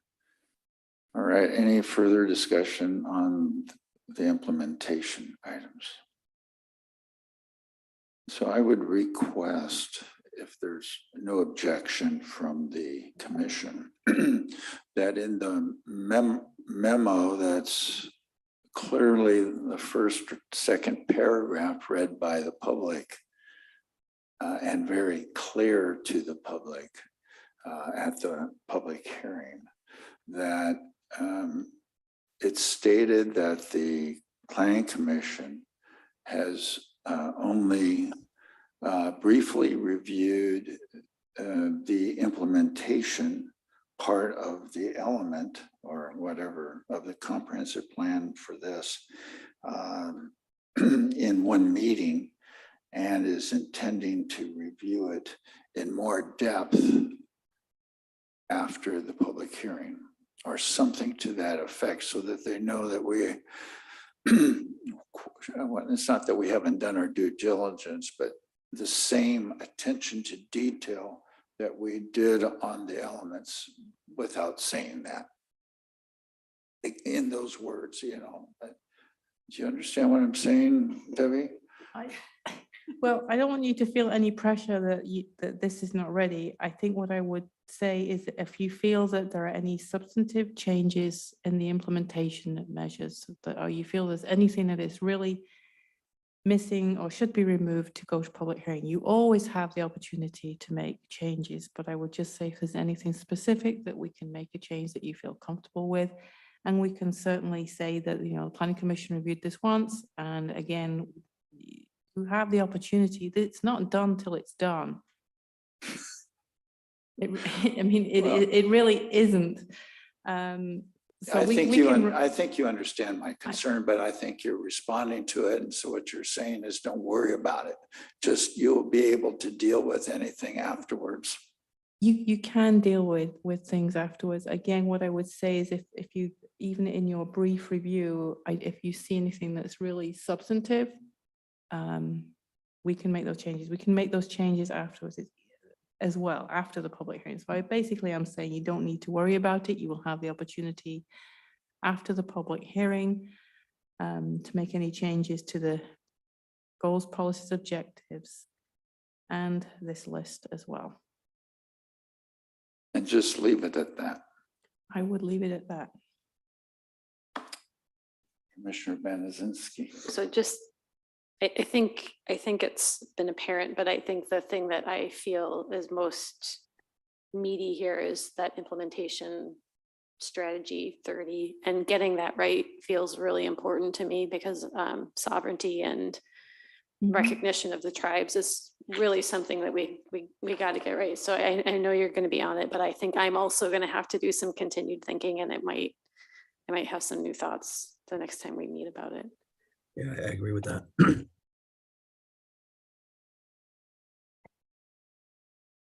And we did have an agreement with staff that they're going to go through this and make sure it is all compatible in language with the element. I see Nicole nodding. Yes, I'll Okay. verbally say yes. So I have to trust the staff that they will do that. So I'm okay. I withdraw my suggestion and take our esteemed city planners' advice. Okay. She says, "Whew." Okay. Is there anything else for us tonight from your what we have here on this item? I think if we've received any direction regarding the implementation table, that was our last item. Okay. I will entertain a motion to complete the item that we have before us and that move it for public hearing at our next meeting. So moved. It's been moved and seconded. Is there any further discussion? Seeing none, is there any objections to the motion? Hearing none, it's approved by unanimous consent to move this element to public hearing. We would like to thank Nicole and Lisa for all their work and patience with us. It's great. You guys are very sensitive to our needs, and we appreciate that very much. And Richard, thank you for your patience. I just don't know how to thank you for all this. This is a lot of work, and we appreciate it. Well, yeah, I mean, this is definitely team effort. I mean, Nicole and Cascadia have been wonderful, and all the other staff that aren't here tonight, there have been many hours put in this from a lot of other people not here at the table. So just make sure we recognize a lot of team effort. And Nicole's always raving about how you're her favorite commission she's ever worked with. So. Oh, I doubt that. And then, and yeah, and definitely, yes, you have the honor of being Nina's first public meeting here at the city. So you get to kind of give her a little taste of what to expect. Well, in front of the commission, at least. We try not to be too boring, you know. So at least that's what Shannon says. So, okay, is there any, thank you very much. Is there anything else for the good of the order? So it is 9:05 p.m. and the City Planning Commission's meeting is over. All right, thank you, everyone. Thank Good night. you.